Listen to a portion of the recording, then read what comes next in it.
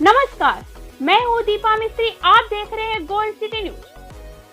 त्योहारों को लेकर वलसाड़ मोरारजी देसाई हॉल में शांति समिति की बैठक हुई। शांतिपूर्ण माहौल में त्योहार मनाने की अपील की गई। राज्य भर में आगामी त्योहारों को देखते हुए वलसाड़ मोरारजी देसाई हॉल में वलसाड़ एसपी करण राज वाघेला साहब की अध्यक्षता में शांति समिति की बैठक हुई, जिसमें बड़ी संख्या में शांति समिति के सदस्य मौजूद थे। आने वाले दिनों में रथ यात्रा और मुहर्रम ताजिया दोनों त्योहार शांतिपूर्ण माहौल में मनाए जाने को लेकर पुलिस सतर्क हो गई है। दोनों त्योहार के दौरान किसी भी अप्रिय घटना को रोकने के लिए अभी से पुलिस सतर्क हो गई है। शहरी क्षेत्रों में भाईचारे और शांति के साथ त्योहार मनाने के लिए वलसाड़ मोरारजी देसाई हॉल में वलसाड़ एसपी करण राज वाघेला जी श्रीमान की अध्यक्षता में एक बैठक आयोजित की गई है।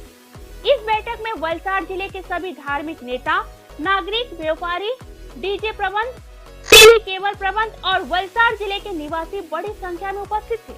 धन्यवाद। देखते रहिए हमारे चैनल गोल्ड सिटी न्यूज।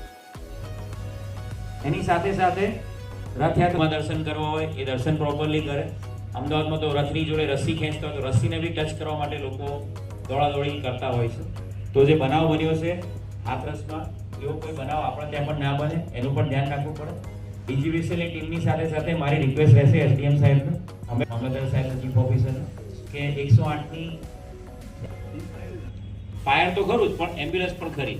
જે લાસ્ટ યર રથયાત્રામાં દરિયાપુરમાં સ્લેબ પડ્યો બાલ્કનીનો, એની સાથે સાથે જેટલા પણ આખા રોડ ઉપર હાઈરાઇઝ બિલ્ડિંગ છે એની પણ ધાબા પોઈન્ટ ઉપર અમે વિડીયો કેમેરા સાથે માણસો રાખવાના છીએ। આ વાત ડાઉન ધ લાઈન બીજા લોકોને પણ મેસેજ કન્વે થાય કે ભાઈ અમે જેટલા રથયાત્રાની તૈયારીના કે મોહરમના તાજિયાની તૈયારી માટે સાહેબ, ચીફ ઓફિસર સાહેબ અને વલસાડ સિટી પીઆઈ સાહેબ ગણપતિ દાદાની 5 મિનિટ લેવા સાહેબ, જે ભગવાન જગન્નાથની જે રથયાત્રા જે નીકળતી તે સંદર્ભે મને ખાલી ફરિયાદ કહે તો ફરિયાદ અને ચીફ ઓફિસર સાહેબ આપને જ એક મારી એક નાની અમથી રજૂઆત છે કે કેટલા દિવસથી સાહેબ જો વલસાડનો પોલીસ સ્ટાફ એસપી સાહેબ પોતે પેટ્રોલિંગ કરતા હોય તો સાહેબ આપને આપનો સ્ટાફ છે નગરપાલિકાનો, જે રૂટ પરથી રથયાત્રા નીકળવાની છે તો સાહેબ આ સિચ્યુએશન અહીંયા કાયમના માટે આવીને ઉભી રહી। સાહેબ અમે અત્યારે ઘણી જગ્યા પર જઈએ કે જ્યાં કાંડો કિચન છે, કાલે સાહેબ મારે અડધો કલાક જ્યારે સાહેબ જ્યાંથી રથયાત્રા નીકળે તે સાહેબ 14 દિવસ પછી કાલે લાઈટ ચાલુ રહી સાહેબ। એટલે ઘણી જગ્યા પર જ્યાંથી આપણી રથયાત્રા નીકળે તે સાહેબ લાઈટો બી બંધ છે।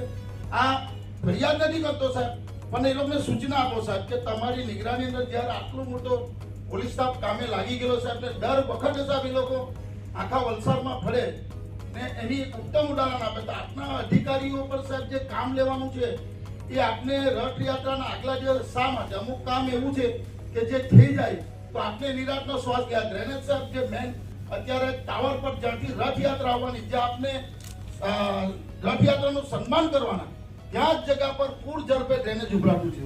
હવે સાહેબ એને આપણે કાલે કરીએ કદાચ બી થયું તો રથયાત્રાના દિવસે એક પ્રોબ્લેમ રહેવાનો। પાવર હાઉસનો ટેકરો ઉતરીએ સાહેબ ત્યાં બી આ જ પરિસ્થિતિ છે। એટલે સાહેબ આપના સ્ટાફની બેદરકારીના લીધે આપણે સાહેબ એ સાંભળવાનું પડતું છે। એમને સૂચના આપો લાઇટ એન્ડ ફાયરને, ડ્રેનેજ કમિટીને, સફાઈ કર્મીઓને કે ભાઈ આ 5 દાડા પહેલા કામ પતી જવું જોઈએ ને કામ થાય નહીં સાહેબ ને આપણે કર્મચારીને એવું કે કાલે કપચી ધોવાઈ જાય વરસાદ પડે સાહેબ। આ છેલ્લા 2-5 વર્ષથી ઘણું બગડી ગયું છે। કોઈ પણ રીતે જે રીતે આપણા પાસે સુવિધાઓ હોય અને કોઈ પણ જાતના હવે બધા ધર્મના લોકો શ્રદ્ધાળુઓ હાજર હોય છે, મોટી સંખ્યામાં આવતા હોય છે, તો કોઈના પણ સાથે કોઈ એવી ઘટના ન બને, કોઈ શ્રદ્ધાળુ સાથે કે કોઈનું મૃત્યુ થાય કે કોઈના સાથે કોઈ દુર્ઘટના ઊભી થાય।